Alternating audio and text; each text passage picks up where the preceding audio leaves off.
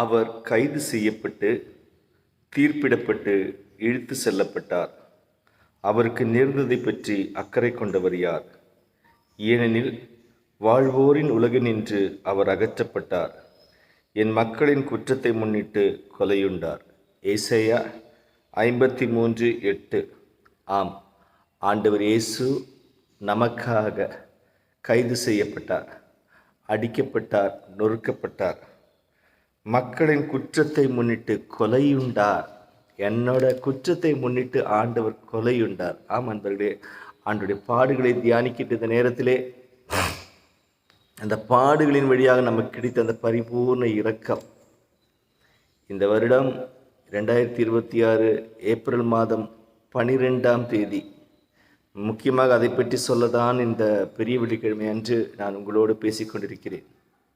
அவர் கொலையுண்டார். இந்த ஏப்ரல் 12ஆம் தேதி நம்முடைய தாய் திருச்சபையானது ஆண்டுடைய இறை இரக்கத்தை திருவிழாவாக கொண்டிருக்கிறது. அன்று 2 பெரும் திருவிழாக்கள். தோமையார் ஆண்டவருடைய காயங்களை பார்த்து விசுவாச அறிக்கை இடக்கூடியது.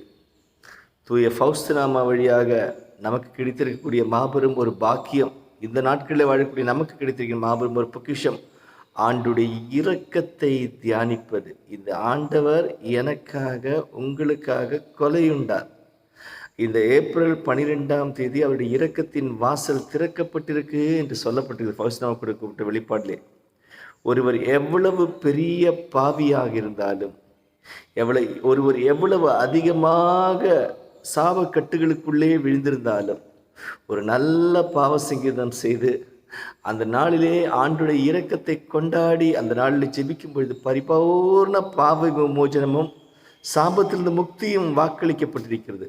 ஆகவே இந்த பெரிய வெள்ளிக்கிழமை முதல் 7 நாட்கள் ஒவ்வொரு விதமான மனிதர்கள், ஒவ்வொரு விதமான ஆத்மாக்களுக்காக நவநாள் செய்து ஜெபிக்க அந்த இறையிறக்கத்தின் பக்தி நம்மை அழைக்கிறது. ஆகவே நீங்கள் ஜெபியுங்கள். இன்று முதல் ஒவ்வொரு நாளும் இறை இறக்கத்திற்கு தயார் செய்து ஜெபிக்கும் பொழுது 9 நாட்கள், ஈஸ்டர் முடிஞ்சு வருகின்ற சனிக்கிழமை வரை நீங்கள் அந்த நவநாளை செய்து நல்ல ஒரு பாவ சங்கீதம் செய்து அந்த ஞாயிற்றுக்கிழமை அந்த நாளை நீங்கள் பக்தியோடும் பாசத்தோடும் கொண்டாடும் பொழுது உங்கள் வாழ்க்கையிலும் உங்கள் குடும்பத்தின் உள்ளறையிலும் கடவுளுடைய விசேஷமான மன்னிப்பு, விசேஷமான பாவம் பரிகாரம், அந்த சாபத்திலிருந்து விடுதலை கிடைக்கும். ஆகவே அன்பர்களே, இந்த பக்தி முயற்சி நீங்கள் என்னோடய வீடியோவை தான் நீங்கள் ஃபார்வேர்டு பண்ணணும்னு நான் சொல்லலை. ஆனால் இந்த இறை இறக்கத்தின் பக்தி முயற்சியை இது வேண்டுமென்றால் ஃபார்வேர்டு பண்ணலாம். அல்ல என்றால் அதை பற்றி ஏதாவது ஒரு கிளிப்பிங் ஏதாவது தயார் செய்து கூட, அல்லது சின்னதாக ஏதாவது ஒரு ஃப்ரேம் போல் தயார் செய்து உங்கள் நண்பர்களுக்கு, உங்கள் அன்பியங்களுக்கு, தெரிந்தவர்களுக்கு எல்லாருக்கும் அனுப்புங்க. அவங்களுக்கு பிடிக்குதோ பிடிக்கலையோ நற்செய்தி சொல்ல வேண்டியது உங்களுடைய கடமை. ஆகவே இந்த இறை இறக்கத்தின் வாரத்தை உங்களுடைய வாட்ஸ்அப் பார்க்கக்கூடியவர்களுக்கு, உங்களோடு தொடர்பில் இருக்கக்கூடிய எல்லாருக்கும் நீங்கள் பறைசாற்றுங்கள். ஆகவே இந்த 9 நாட்கள் பக்தி முயற்சி பண்ணுங்கள். ஆண்டுடைய இரக்கத்துக்காக ஜெபியுங்கள்.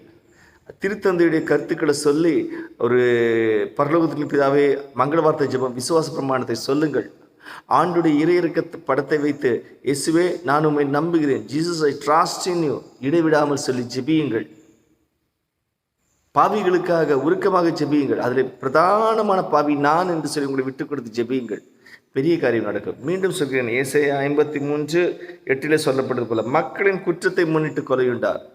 ஆகவே அந்த கொலை செய்யப்பட்டதின், இயேசு மனுக்குலத்தின் குற்றத்திற்காக கொலை செய்யப்பட்டதின் பரிபூர்ண பலனை நாம் அனுபவிக்க வேண்டும். இது ஒரு இரக்கத்தின் பெருவிழா.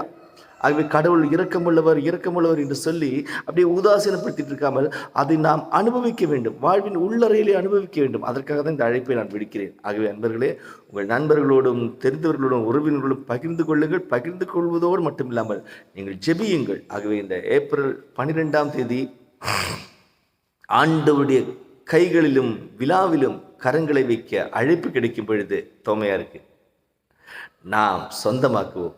அந்த இதயத்தின் ஊற்றாய்ப்பா இந்த தண்ணீரும் ரத்தமும் நம் குடும்பத்தை இரக்கத்துக்குள்ளே மூடட்டும். ஆண்டுடைய இரக்கத்துக்காக ஜெபியுங்கள், ஜெபித்து கொண்டே இருங்கள். இந்த ஏப்ரல் 12 மறந்து விடாதீர்கள்.